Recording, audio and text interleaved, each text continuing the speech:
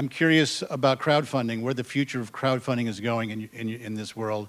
You know, start off as Indiegogo and Kickstarter for small projects, but now there's Crowdfunder and EquityNet and a whole bunch of other sites that are raising millions of dollars for, businesses. How do you see the future of crowdfunding, either as a portion of funding, as seed funds, as entire funding for projects? Just curious what your response is to the crowdfunding world in terms of filmmaking.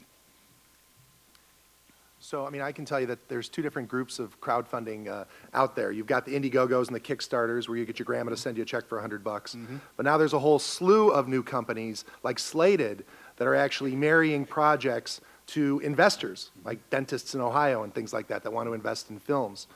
The advice I've gotten about that is it's like shopping for a home mortgage. Each of these different platforms has a different benefit and whatnot, but you really have to shop carefully on that. I know Tom Hanks just funded a film through one of these funds, so they're out there, but you really have to research them properly. Yeah, but they also set up accredited investors, who have the money, they've been pre-qualified, so a little better than a Kickstarter yes, they type of thing. Oh, absolutely. Because they're pre-qualified and they're looking for specific projects. That's right. My opinion, I mean, I've crowdfunded a couple of times, both succeeded and failed.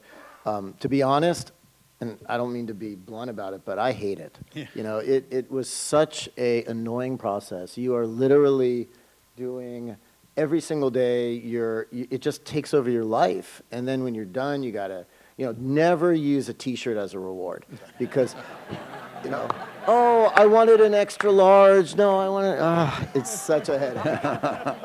And then you do all of that, and if you're trying to make a film that has it depends on your budget size, but if you're doing a small little short and it's literally a couple $1,000s, it's one thing, but if you're trying to do a full feature, you're not going to get your whole budget anyway. So I think they're overrated, in my opinion, but there are exceptions. Yeah. Certain types of people, certain types of projects.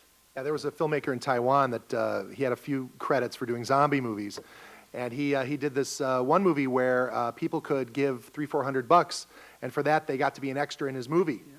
So then you had all these people paying to be in the movie just because they wanted to be in the genre film, and they could be the eaters or the EDs, and that's what it was. And hundreds of people showed up, and that's how he paid for his film. It's called human product placement. That's right. Right, there you go. So there's different models out there, but yeah, the labor intensive. I mean, the Reading Rainbow was one fairly recent. It wasn't a film, Right. but that Reading Rainbow project. Yeah. And that thing, they were trying to raise $500,000. They ended up raising $5 million. Everybody went crazy. They're on therapy now because, like Stu said, sending out those T-shirts just drives you crazy. So. Yeah, I wish we didn't have to do the perks. I mean, the perks are silly, aren't they? It's just. Thank you, Marco.